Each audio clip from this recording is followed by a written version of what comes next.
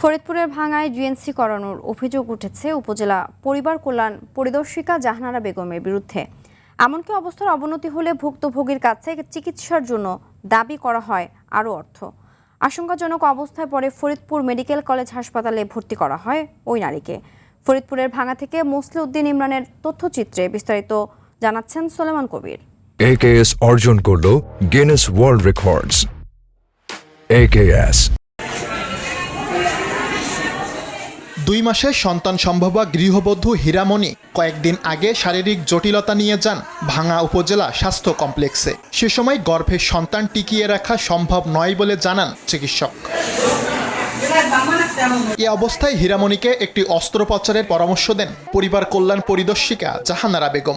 দায়িত্ব দেন নিজেই, কিন্তু অস্ত্রোপচারের পর অবস্থা সংকটাপন্ন হলে পাশের একটি বেসরকারি ক্লিনিকে নিয়ে আবারও অস্ত্রোপচার করতে চান জাহানারা। বাবু বলছেন নষ্ট হয়ে গেছে, ডিএমসি করা লাগবে। ডিএমসি করার পর 2500 টাকা আর কি দেওয়া হয়েছে ওনারে।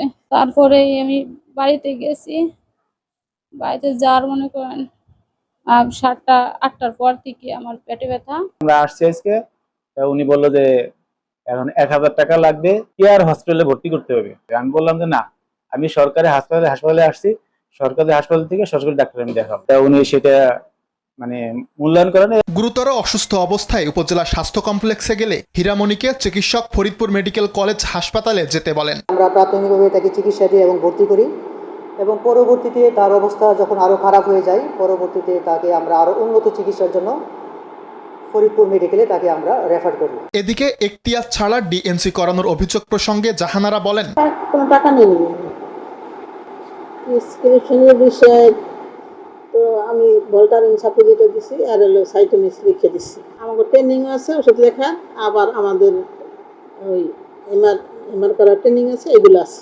অর্থের লোভে নিজের দায়িত্বের বাইরে পরিবার কল্যাণ পরিদর্শিকার এমন অস্ত্রোপচারের ঘটনা বিপদে ফেলতে পারে যে কাউকে। তাই সরকারি ওই কর্মচারীকে শাস্তির আওতায় আনার দাবি ভুক্তভোগী গৃহবধূ ও তার পরিবারের। সুলাইমান কবির, RTV।